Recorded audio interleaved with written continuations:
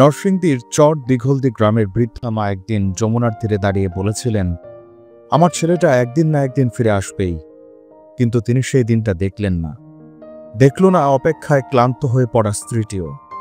দীর্ঘ 18 বছর নিখোঁজ থাকার পর অবশেষে তিনি দেশে ফিরেছেন বললে একটি ভাঙা শরীর আর নির্বাক মন নিয়ে, যাকে দেখে পরিবারের সদস্যরাও চোখের পানি ধরে রাখতে পারেননি।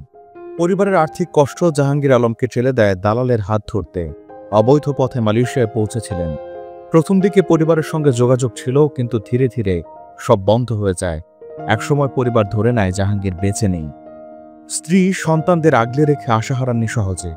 কিন্তু দীর্ঘ 1.5 যুগ অপেক্ষার পর তিনিও নতুন জীবনের দিকে এগিয়ে যেতে বাধ্য হন। গত 21 অক্টোবর হঠাৎ মালয়েশিয়ার বাংলাদেশ হাইকমিশন থেকে ফোন আসে নরসিংদী সদর উপজেলা নির্বাহী কর্মকর্তার কাছে। বলা হয়, এক বাংলাদেশি ক্যাম্পে আটক আছেন, অসুস্থ, কথা বলতে পারেন না, নেই কোনো নথি বা পরিচয়। পরিচয় জানার জন্য তার ছবি সামাজিক মাধ্যমে ছড়ানো হয়। অসংখ্য দাবি দেওয়ার পর এক স্থানীয় ব্যক্তি মন্তব্য করে জানান, লোকটি চর দিঘলদির হতে পারেন। সেখান থেকে শুরু হয় পরিচয় নিশ্চিতের যাত্রা। পরিবারকে খুঁজে বের করে নিশ্চিত হওয়া যায় এই মানুষটি নিখোঁজ জাহাঙ্গীর আলম।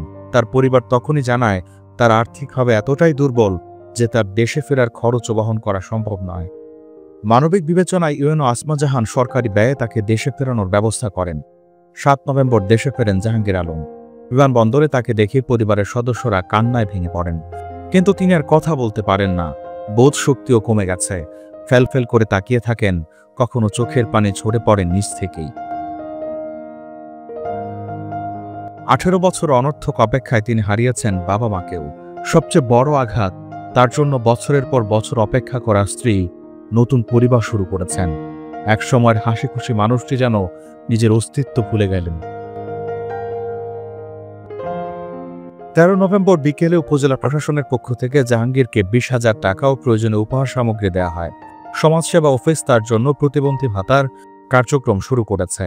বর্তমানে তিনি নরসিংদী জেলা হাসপাতালে চিকিৎসাধীন। তার বড় ছেলে আমানুল্লাহ আবেগাপ্লুত হয়ে বলেন, বাবাকে পেয়েছে এটাই বড় কথা, আমরা তাকে সুস্থ করে তোলার চেষ্টা করব। নরসিংদী সদর উপজেলার ইউএনও আসমা জাহান সরকার দেশের তরুণদের উদ্দেশ্যে বার্তা দিয়ে বলেন, দালালদের খপ্পরে পড়ে অবৈধ পথে বিদেশ যাবেন না। একটি ভুল সিদ্ধান্ত যেন আপনার পরিবারের সারা জীবনের কান্না হয়ে না দাঁড়ায়। জাহাঙ্গীর আলমের গল্প শুধু এক ব্যক্তির নয়, এটি বাংলাদেশের শত শত পরিবারের না বলা যন্ত্রণার প্রতিচ্ছবি।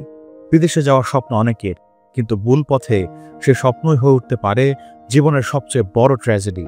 জাহাঙ্গীর ফিরে এসেছেন, কিন্তু আর আগের মতো পূর্ণ জীবন নয়। তবু পরিবার বলছে তিনি ফিরেছেন, এটাই আমাদের সবচেয়ে বড় প্রাপ্তি। জাহাঙ্গীর ফিরেছেন, কিন্তু বিনিময় হারিয়েছেন বহু কিছু। প্রবাস কণ্ঠ, নিউজ ডেস্ক।